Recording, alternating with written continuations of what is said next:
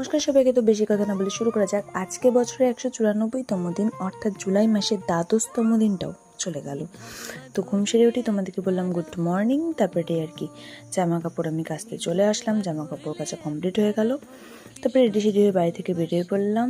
First পদে চলে গেলাম, ফার্স্ট পড়ানোর ওখান থেকে বেরিয়ে গেলাম, সেকেন্ড পদে গেলাম, সেকেন্ড পড়ানোর ওখান থেকেও বেরিয়ে গেলাম। তবে বাড়ি চলে আসলাম, স্নান টান করে শটাং উপরে চলে গেলাম। চুলগুলো প্রচণ্ড নোংরা হয়েছিল, তার মধ্যে আমার শুদ্ধ হওয়ার দিন, কাজেই ছিল শ্যাম্পু দিয়ে নিলাম, ঠাকুরের পোশাক পরে নিলাম, ফুলের তলাটা ভালো মতো সাজিয়ে নিলাম, ঠাকুরদের পুজো কমপ্লিট করে নিলাম। আবার কি রেডি সেডি হয়ে বেরিয়ে পড়লাম, 3 নম্বর পথ চলে গেলাম, 3 নম্বর পড়ানোর ওখান থেকে বেরিয়ে গেলাম। তারপরে গেলাম বাড়িতে, চলে আসলাম আবার আর কি। তারপর বাড়িতে চলে এসে আবার বেরিয়ে পড়লাম, 4 নম্বর পথ চলে গেলাম, 4 নম্বর পড়ানোর ওখান থেকেও বেরিয়ে গেলাম। তারপরে একটু বাড়িতে আসলাম, বাড়িতে এসে 5 নম্বর পথে গেলাম, 5 নম্বর পড়ানোর ওখান থেকে বেরিয়ে গেলাম। তারপরে দেখো বৃষ্টি হচ্ছে, যা বাপরে বাপ!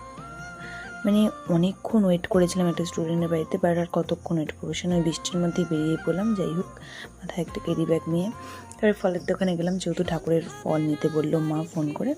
ফল টল নিয়ে বাড়ি চলে আসলাম। আমি পুরো ভিজে গেছি, শুধু চুল ভেজে নিই আমার। তো এইভাবেই তোমাদেরকে বললাম টাটা বাই বাই, আবার যেন দেখা পাই।